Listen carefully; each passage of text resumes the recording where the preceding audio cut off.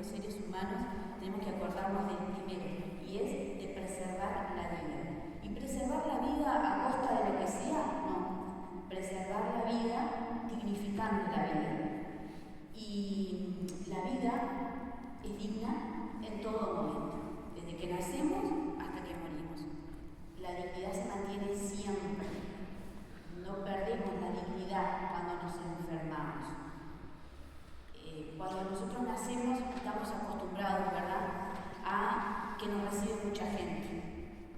No siempre, a veces no pasa así, lamentablemente, pero en la mayoría de los casos nos recibe mucha gente. Cuando un niño va a nacer, en las mejores de las condiciones, tiene mamá, tiene papá, puede tener la fortuna de tener abuelos, tíos, y en el lugar en donde nos dan a luz, en cualquier lugar, ya sea en un hogar o en un centro asistencial, tenemos ginecólogo, tenemos enfermería, tenemos neonatólogo, tenemos partera, ¿no? Generalmente afuera queda una familia que nos está esperando con mucha alegría, con la ropita nueva, con todo, y así venimos a este mundo.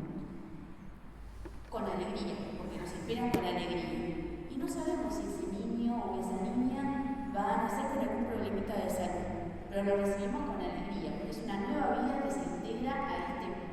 Y esa nueva vida le va a dar a este mundo un sentido distinto, ¿no? Podrá ser desde el mejor barrendero hasta el mejor embajador de las Naciones Unidas que podamos tener. Cada uno con nuestra gotita de arena o gotita de agua vamos a hacer de este mundo un mundo mejor. Empezamos a vivir nuestra vida. La vida no es solo felicidad, y todos los que están acá lo saben y todo el mundo lo sabe. La vida es tropezar, son momentos lindos, son momentos de mucha tristeza también, de ganancias, de pérdidas, y en la vida tenemos que ir acostumbrándonos a ese proceso. La vida no es solo salud, la vida nos lleva por momentos en que esa salud la perdemos, a veces de forma transitoria, a veces de forma permanente, y lo que tiene que ser digno no es la vida, porque la vida es digna, lo que tiene que ser digno es el proceso de la enfermedad, que tengamos acceso, como bien decían los diputados que nos hicieron llegar su mensaje, a una salud integral. Yo estudié 8 años de medicina. Hoy en día la carrera de medicina es un poquito más corta, pero en mi época eran 8 años, 8 años de medicina para ser médico general.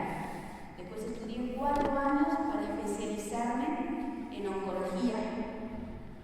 Yo siempre cuento algo muy cómico, que en mi época se estilaba cuando uno se recibía que se les hiciera tarjetitas de presentación. Ya no existen, porque con los códigos QR y todas esas cosas ya no existen.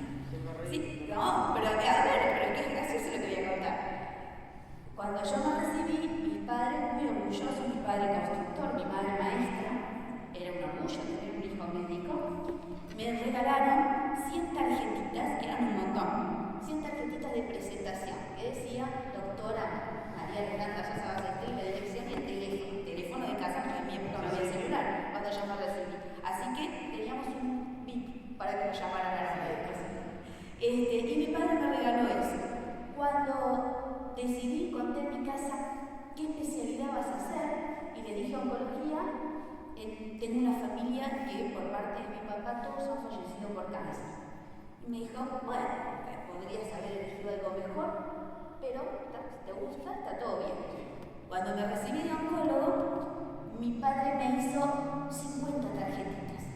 Le pregunté, viejo, ¿por qué menos acá? Y porque viste que cuando te recibiste de médico estaba bueno, porque yo le repartía la tarjetita a los vecinos, a los amigos, si necesitas algo, tengo una hija que es médica. Ahora ya cuando te recibiste de oncólogo, dar la tarjetita del oncólogo era cuando tengas cáncer, venía a consultar a mi hijo, no estaba tan bueno, ¿no? Y después de ejercer la oncología, descubrí los cuidados paliativos, le puse nombre a algo que yo siempre quise hacer de médico, ¿no?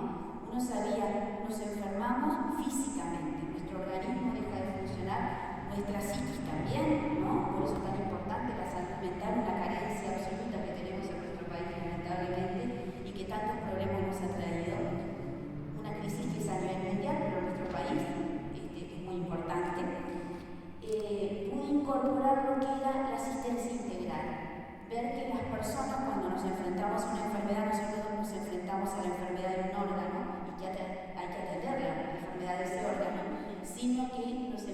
enfrentamos a la enfermedad también desde el punto de vista social, desde el punto de vista psicológico, desde el punto de vista emocional, desde el punto de vista espiritual. Nos enfermamos todos y enfermamos también, se enferma también el entorno que tenemos alrededor nuestro. Por eso es tan importante para mí era formarme en cuidados paliativos, oncológicos y no oncológicos. Cuando me recibí de paliativista, en esa época no había cuidados paliativos en Uruguay para formarse, ¿no? Me recibí en el exterior y ahí mi padre no me hizo ninguna tarjetita. Cuando le pregunté por qué, me dijo, no está menos bueno todavía tener que decir, bueno, cuando te estés por morir, ¿no?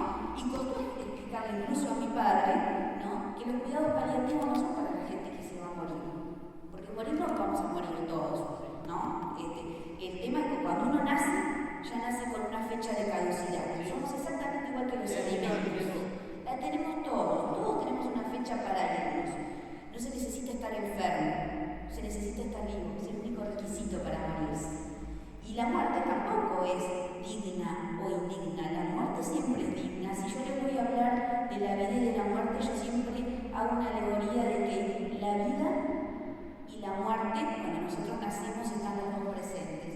Y siempre yo las identifico como dos mujeres, no me pregunten por qué, pero siempre las identifico así.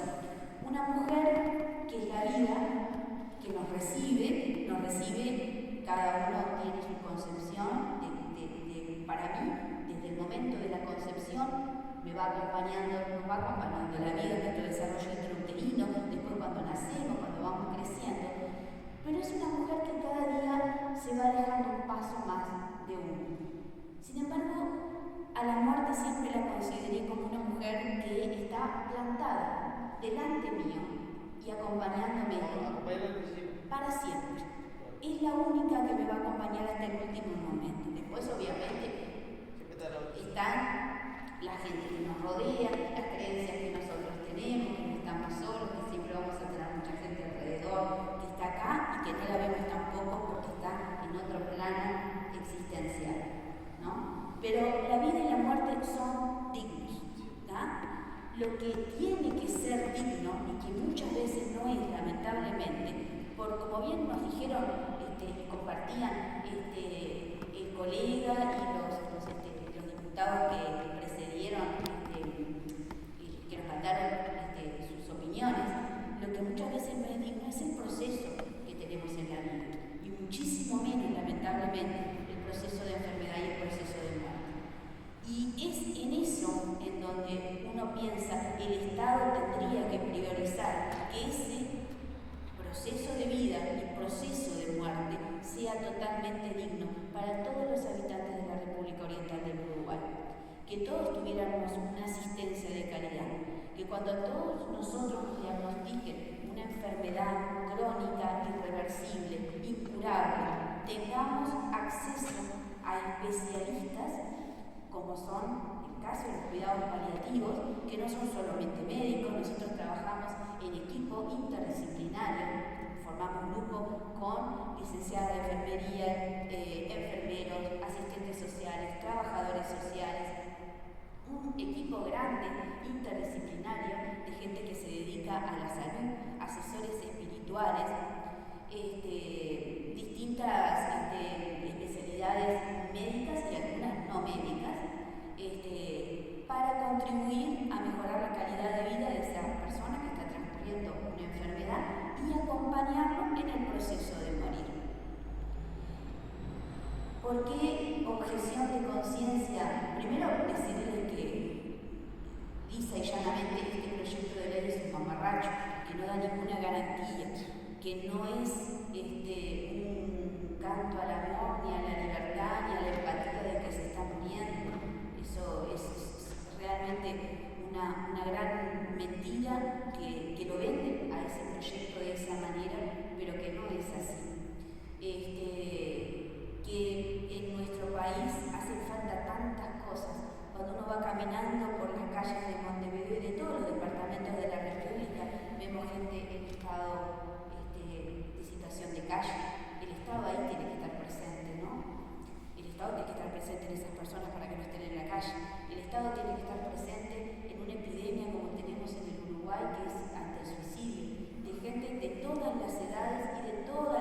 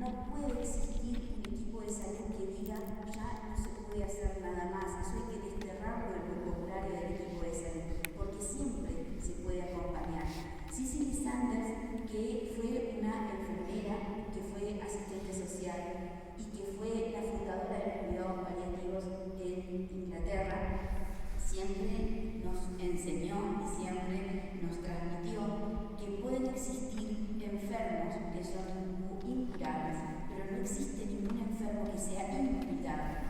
Y esos son los valores que nosotros tendríamos que inculcar a nuestra sociedad y fomentar que esos valores sean cada vez mayores. Un Uruguay que no tiene asegurados los cuidados paliativos en todo el territorio nacional, un Uruguay que existen cuidados paliativos para adultos, como es en mi caso, pero también existen cuidados paliativos pediátricos, porque lamentablemente los niños también se enferman y los niños también mueren. Y no tienen asegurados. En Uruguay existen solamente 4 departamentos de cuidados paliativos pediátricos.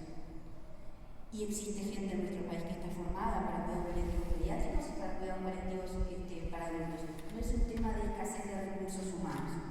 Pero bueno, obviamente hay que disponer de recursos del Estado para obligar al mismo Estado, pero también para obligar al sistema mutual, ¿no? Para que tengan cuidados paliativos de calidad y universales. Hace ya 2 años, más de 2 años, que se votó una ley de cuidados paliativos que se comprometía a hacerlos accesibles a toda la población, a universalizarlos y que fueran de calidad. Esa ley todavía sigue en estudio. ¿Puedo hacer una pregunta? Sí. ¿Si no te enojas? No sé. ¿Por qué el Estado cobra la plata para el remedio que le falta a uno? Es pobre, ¿entendés? Que es pobre y no tiene para comprar remedio. ¿Por qué el Estado cobra eso? Bueno, en realidad... Disculpame. No, está muy bien. Yo hay muchas cosas que no te puedo decir porque afortunadamente no soy cobra eso? administradora de salud. El Estado en nuestro país hay algo que bueno que tenemos y por eso también afirmamos eso. Es muy importante tu pregunta porque mira, el Estado tiene ACE, ¿no? Que son los servicios de salud del Estado. Sí. Yo trabajo en ACE, en el Instituto Nacional del Cáncer, específicamente. Ningún paciente que se atiende en ACE le falta un solo medicamento. Nuestro país, en nuestros hospitales públicos, en donde teóricamente va aquella persona que no puede hoy en día con el Sistema Nacional Integrado de Salud, uno, aunque no pueda pagar una mutualista, puede tener acceso a salud privada. El tema cuál es, que cuando vos vas a pagar los tickets, como vos decís, del medicamento, te enfrentas a que no lo podés pagar. Pero el Estado te está otorgando. En nuestro país, por ejemplo, tenemos la suerte, y se trabajó mucho, para que el hospital público o en el caso del Instituto Nacional del Cáncer le dé a sus pacientes toda la medicación y el paciente no tiene que pagar por esa medicación, incluso por cualquier estudio que sea muy especializado, mientras que en una mutualista uno lo tiene que pagar. Pero de todas maneras, no todo, el Estado mismo, dentro del Estado, los cuidados paliativos no son universales en la asistencia de salud, y muchísimo menos si vamos a hablar de la salud privada. En la salud privada, en algunos lugares, para tener acceso a cuidados paliativos hay que pagar una cuota de 3.000 pesos por mes. No todo el mundo puede pagar 3.000 pesos por mes.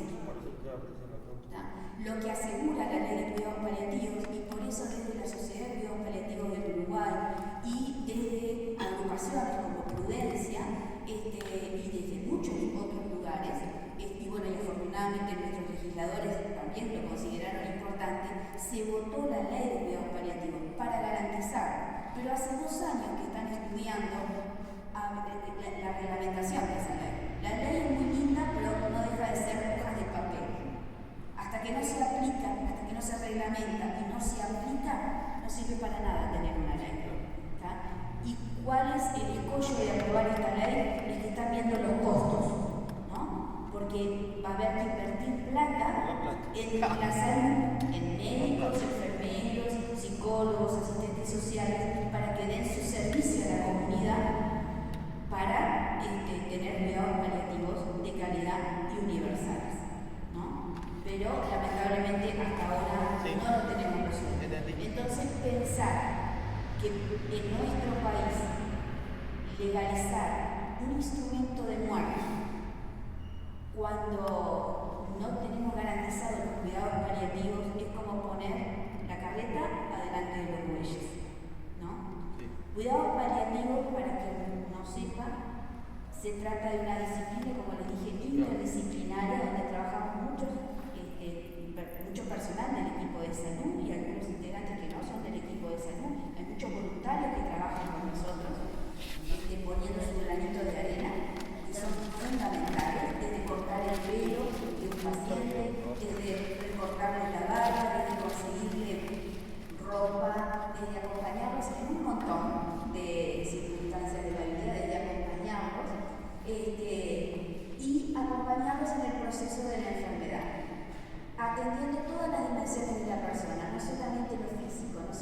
el órgano que está enfermo, sino acompañarlo desde el punto de vista, como les dije, social, psicológico, emocional y espiritual.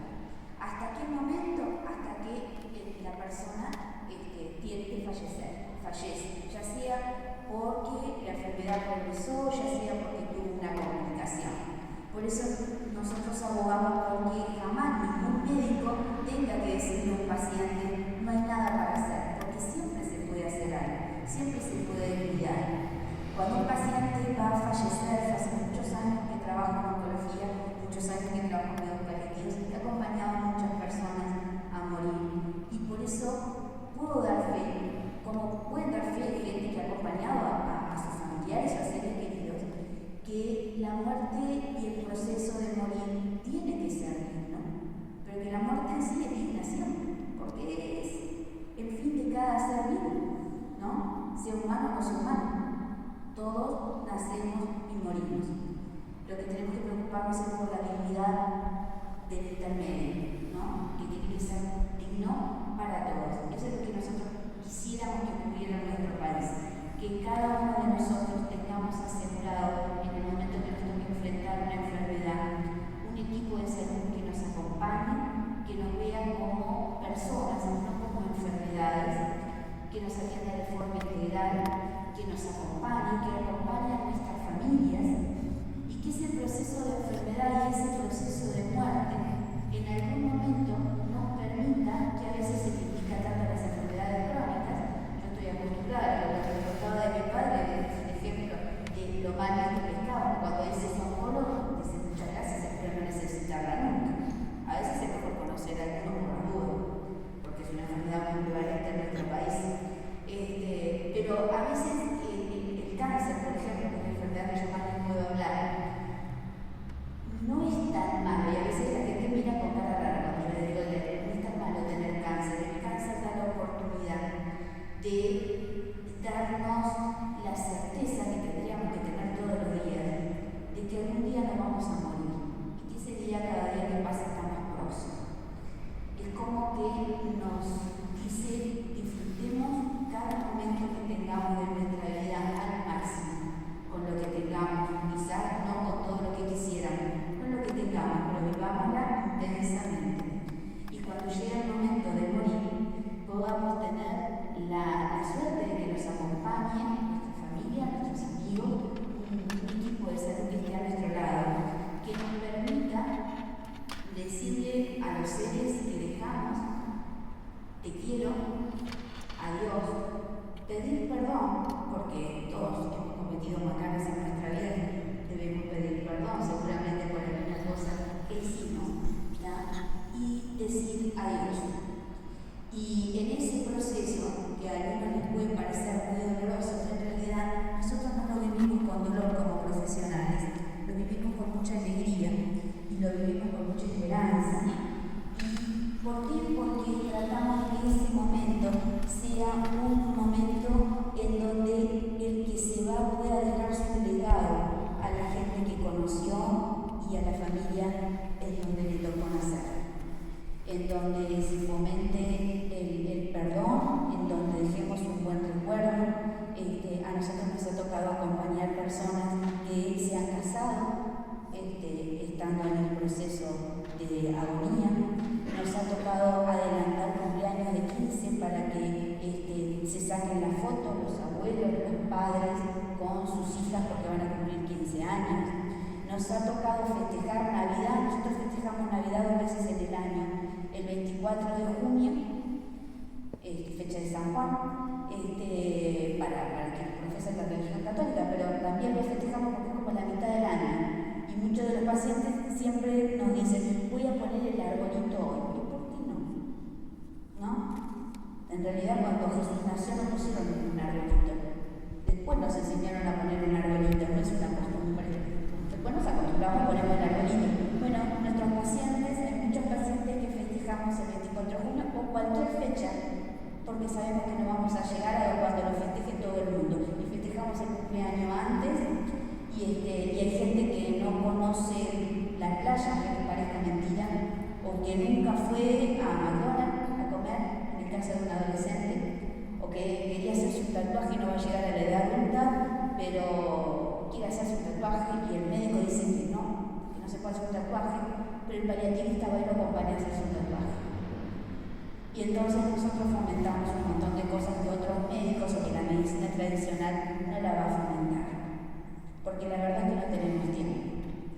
Y la verdad también es que hay veces que nos enfrentamos a situaciones que no tengo la suerte, como comentaba el diputado Casareto, por mi práctica profesional sí me han pedido morir. Sí, en muchas consultas, mis pacientes cuando llegan con el diagnóstico de cáncer, un cáncer avanzado, un cáncer que se van a tener que enfrentar a veces a tratamientos que son muy agresivos, pero que afortunadamente la oncología ha avanzado mucho, pero de todas maneras va a terminar en la muerte en algún momento. Sí me han pedido, quiero que esto sea lo más corto posible, doctor. Si se puede hacer algo para que esto sea rápido, es lo mejor. Pero porque en realidad no es que quieran morir, eso es muy bien, como lo dijo, creo que fue la diputada, que nos decía, no piden morir, lo que piden es no pasar por el sufrimiento. Cuando uno a través de los cuidados paliativos puede asegurarles de que el dolor físico, la falta de aire, el sangrado, la náusea, los vómitos, un montón de complicaciones médicas, la angustia de la soledad. La soledad hoy en día está clasificada como una enfermedad, es una nueva enfermedad, es la enfermedad que vamos a tener que enfrentar en el futuro, la soledad, que no va a estar solo cuando saben que van a tener a alguien que les va a tocar la mano. Cuando nosotros nos morimos, lo único que perdemos, lo último que se pierde es el oído y el tacto. Entonces nosotros siempre le decimos a las personas, tocar, decirle que lo querés, decirle que se vaya tranquilo, decirle que vos vas a seguir viviendo y lo vas a seguir acompañando y va a vivir en tu recuerdo para que se pueda ir en paz. Asegurarle eso a un paciente es dignificar la vida, es respetar la autonomía de los pacientes y es respetar la libertad de los seres humanos. Ofrecer la muerte a través de una inyección administrada por un personal de la salud, cuando no le pudimos asegurar a esa persona la dignidad de estar acompañado como corresponde, eso para mí es una aberración, por eso yo soy una orgullosa objetora de conciencia, lo seré siempre, si se legaliza esta aberración o no, porque considero que no es algo que nos ayude como civilización. El mayor acto de civilización, hay una antropóloga, Margaret Mead, que es una profesora, ¿no?, de antropología, que le preguntaron en una de las charlas que dio cuál era el mayor acto de civilización que ella creía que había habido en la historia. Y todos pensaron que podía ser la rueda, el fuego, ¿no?, grandes descubrimientos, la penicilina, un medicamento. Y ella dijo que la mejor muestra de civilización que para ella existía es haber encontrado enterrado un fémur, el fémur es el hueso de la pierna, ¿no?, que estaba fracturado y que había cicatrizado. Y algunas personas le preguntaron, bueno, pero ¿cuál es el acto de civilización en un hueso viejo, fracturado, con un callo? Y es que para que se forme el callo en una fractura, la fractura lo que necesita es que la persona se quede quieta, inmóvil.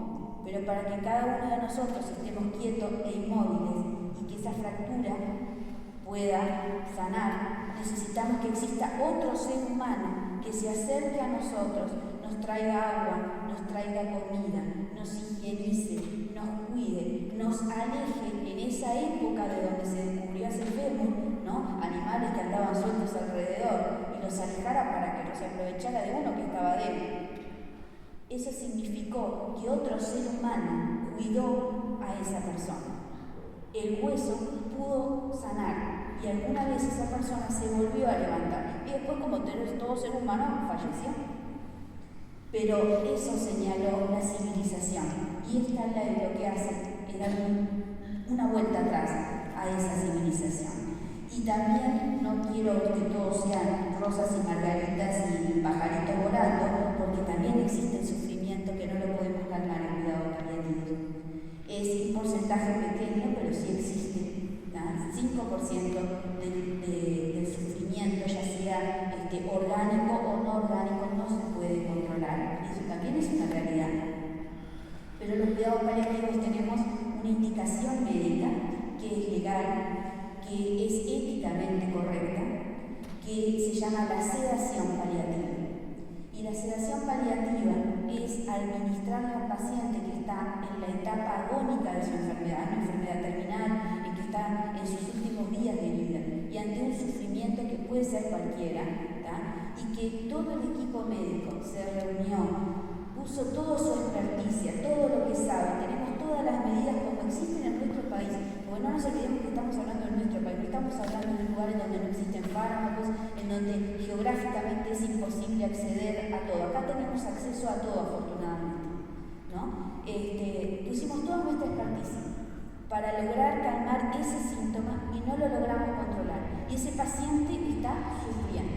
Y nosotros somos conscientes, su familia, el equipo son conscientes de ese sufrimiento. Ahí nosotros, como médicos, ahí es el médico, que si bien la decisión se toma con el equipo de salud, hay una indicación médica que se llama la sedación paliativa. Es administrar medicación para que el paciente entre en un estado de inconsciencia.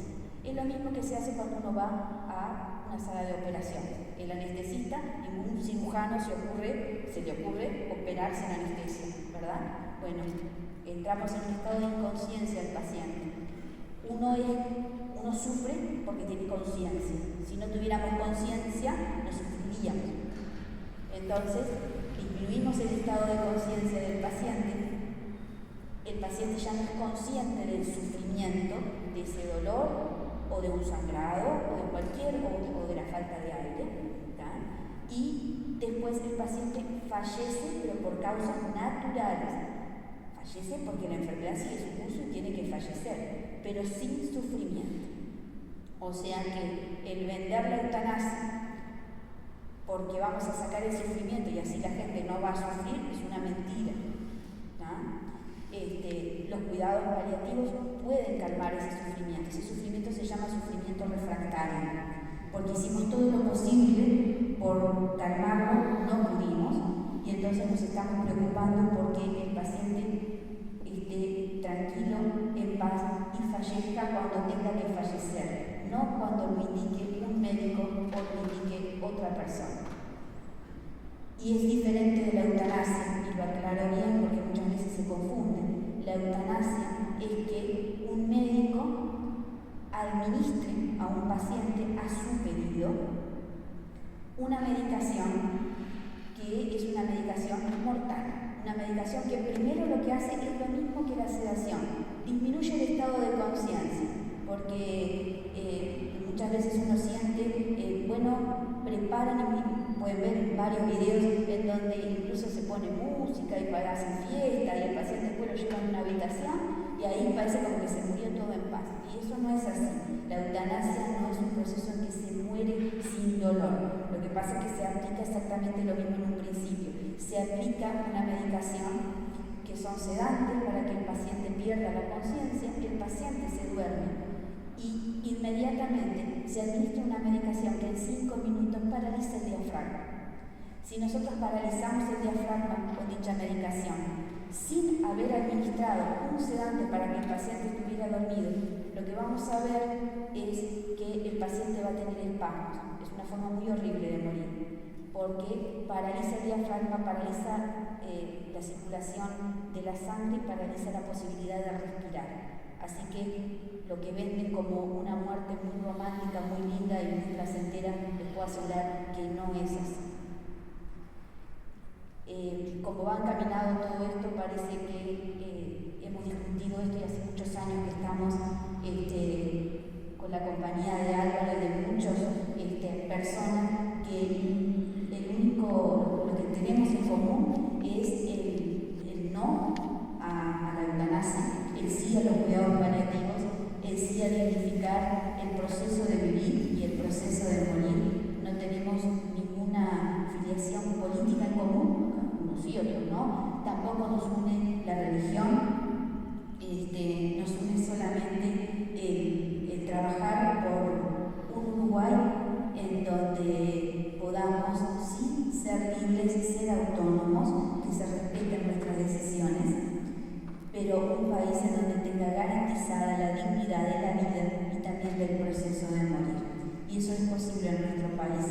CC